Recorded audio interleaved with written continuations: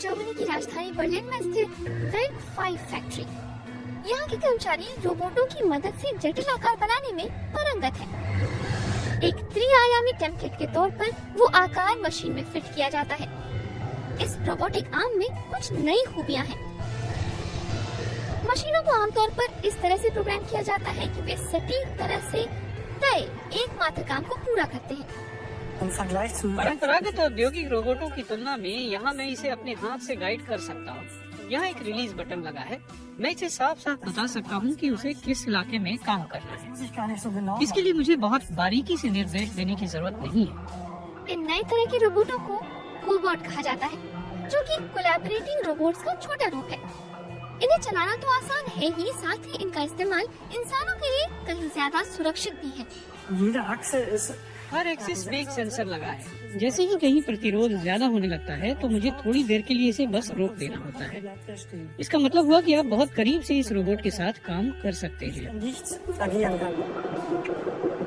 मिसाल के तौर पर अगर मॉडल बनाने वाली किसी कंपनी को एक आर्किटेक्चर मॉडल करनी होती है, ये तो हुई सैद्धांतिक बात।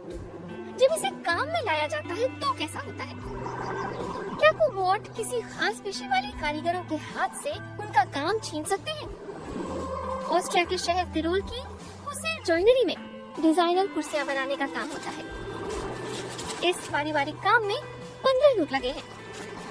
वे खास डिजाइन की श्रृंखला में एक जैसी कई कुर्सियां बनाते हैं, यानी एक ही काम बार बार करना होता है। जब कुर्सी के पाए बनाने के लिए लकड़ी काटनी होती है तो यहाँ आजकल कोबॉट की मदद दी जाती है।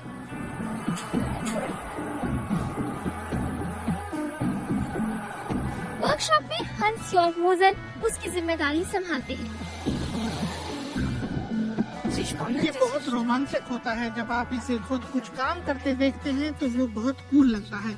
हमेशा उसके साथ खड़े रहने की जरूरत नहीं होती।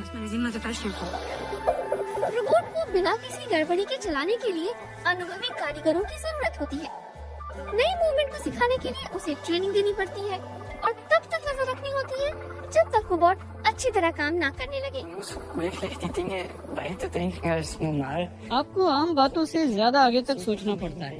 रोबोट की आंखें तो होती नहीं है कि वो कहीं गंदगी देख सके। उसे नहीं दिखेगा कि लकड़ी में कहीं दरार या छेद तो नहीं है, इसलिए काफी सीखने की जरूरत है। चूंकि कोबॉट देख नहीं सकता कि वो क्या कर रहा है, इसलिए कारीगर को पूरी प्रक्रिया में आने वाली दिक्कतों के बारे में सोच कर रखना पड़ता है। ये अच्छी खासी जिम्मेदारी है। कंपनी वेग 5 के मॉडल निर्माता भविष्य के बारे में सोचने लगे हैं। बर्लिन की टेक्निकल यूनिवर्सिटी की मदद लेकर उन्होंने अपने कोबॉट में 3D कैमरा लगवा लिया है।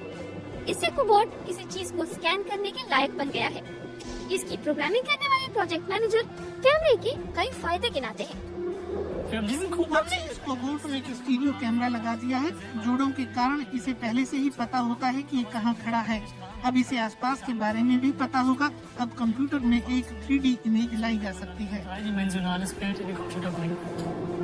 अब कोबॉट लकड़ी के टुकड़े पर अपने आप खुद को ओरिएंट कर सकता है, यानी वो एक तरह से लकड़ी की ऊंची नीची सतह को देख सकता है और इंसानी मदद के बिना अपने मूवमेंट को उसके हिसाब से ढाल सकता है।